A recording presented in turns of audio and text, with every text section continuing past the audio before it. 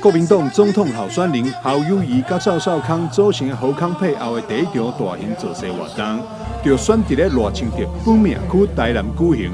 侯友宜表示，伊受到中华民国栽培，为一个刑事警察做到现在，伊一生只有一个心愿，就是保护台湾，让台湾再出发。要对一个基层的刑事，一个人伫家己，立个出接人国的家己，来到北部，受到中华民国的栽培，甲我照顾，甲我疼他，是这个土地甲我养育，我有今仔日。是你在座所有人民，所有好朋友，甲我疼他，我才有咧徛到这个舞台。我一生，敢若一个心愿念。自我读册开始，我就是要保护台湾，让台湾搁出来对不对？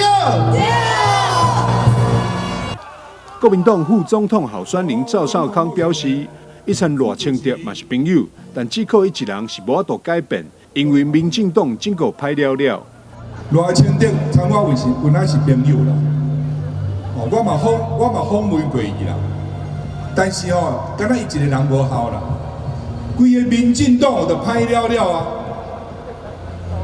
好代志8年来好代志无做一项啦，歹代志算来算去算袂了啦，真的是罄竹难书啦。前立法院长王金平、嘉义市长黄惠敏。5位立委候选人、党籍议员以及多位南洋大咖，也拢轮番上台造讲，友台宣情。拍断手骨颠倒用啦，咱咧受尽各种的苦楚、折磨，然后咧无成，然后佮经着赵少康来做副手，变做侯康的组合。欠疫苗伊趁疫苗，欠口罩趁口罩，欠鸡卵趁鸡卵，欠猪肉伊趁猪肉，对不对？30年前的民进党，青年、勤政、爱乡土，大家都觉得民进党是台湾的希望。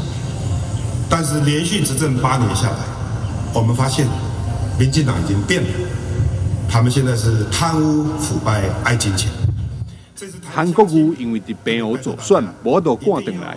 不过，伊也透过影片向台南的乡亲问好，拜托大家爱支持国民党的侯康配，政党票给国民党一个机会。伊有信心会当找回民主上淳朴甲善良的一面。